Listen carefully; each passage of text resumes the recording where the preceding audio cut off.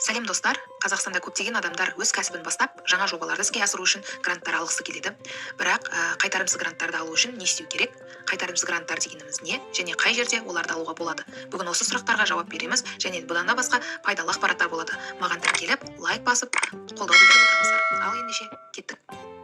Қайтарымсыз грант дегеніміз бұл сізге мемлекет және басқа да ұйымдар тарапынан берілетін қаржылай көмек. Оны қайтармайсыз.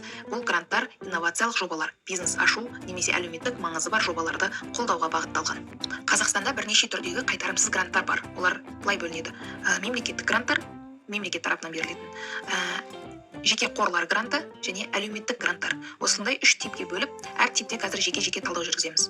Мемлекеттік гранттарға қандай грант түрлері жатады? 400 МРП гранты, бұл әлеуметтік осал санаттағы жұмыссыз жандар, сонымен қатар 5 миллион гранты, 10 миллион гранты, бәсекеге қабілеттілік гранты және 20 миллиондық Казинновation гранты, сонымен қатар әкім гранты дегендер бар. Өз облысыңыздан білсеңіз болады. Әкім грантын сонымен қатар мемлекеттен берілетін аз пайызды несиелер бар. Бұл қайтарасыз ол несиелерді.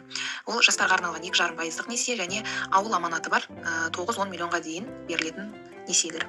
Әлеуметтік гранттар. Әлеуметтік гранттарға бұл жас проект гранты, 300 мыңдық гранттар, осындай жобалар жатады. Жас проект дегеніміз бұл жастарға арналған гранттар.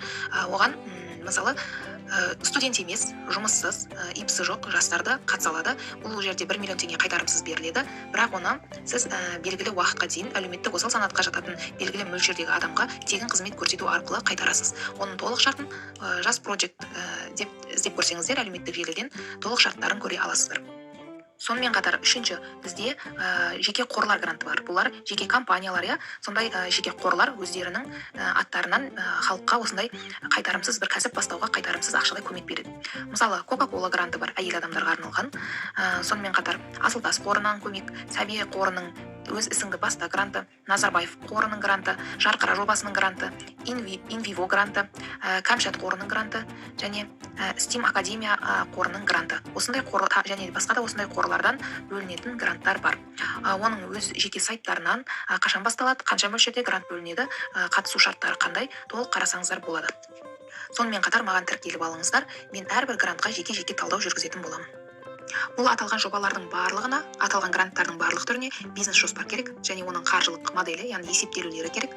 Сонымен қатар бұл грантқа қатысу үшін өтінім қажет болады және де әр гранттың өзінің ерекшеліктері бар, талаптары қатысу. Соны ескере отырсаңыз, бұл гранттарға қатысу негізі жеңіл және тегін. Сонымен қатар қайтарымсыз гранттар бірнеше ұйымдар мен мемлекеттік бағдарламалар арқылы да беріледі. Мысалы, Қаржы министрлігі, Астана қаласының әкімдігі, сондай-ақ даму, кәсіпкерлік дамыту қоры сияқты мекемелер жеңілдетілген несиелер ұсынады, гранттар ұсынады.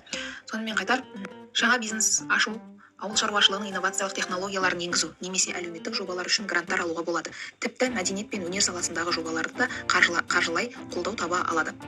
Грант алу жолы қарапайым емес, бірақ мүмкін.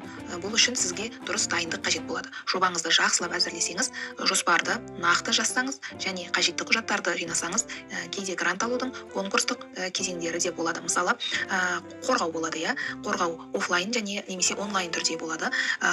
Офлайн болса сізге өзі уақытын және мекемесін хабарлайды, сіз егер өтініш берсеңіз. Егер офлайн болатын болса, Zoom-мен немесе өздері хабарлап қандай сайтпен жүретінін ескертетін болады. Егер сізде идея болса, оны жүзеге асыру үшін грант алу мүмкіндігін пайдалануға болады. Бұл сіздің бизнесіңізді дамытуға немесе маңызды жобаларды іске асыруға жақсы мүмкіндік. Сондықтан Қазақстандағы қайтарымсыз гранттар туралы толық ақпарат алу үшін мемлекет және ұйымдар санатына кіріп, өзіңізге қажетті гранттарды іздесеңіз, табасыз және толық ақпарат алып, соған сәйкес жұмыс жасасаңыз болады.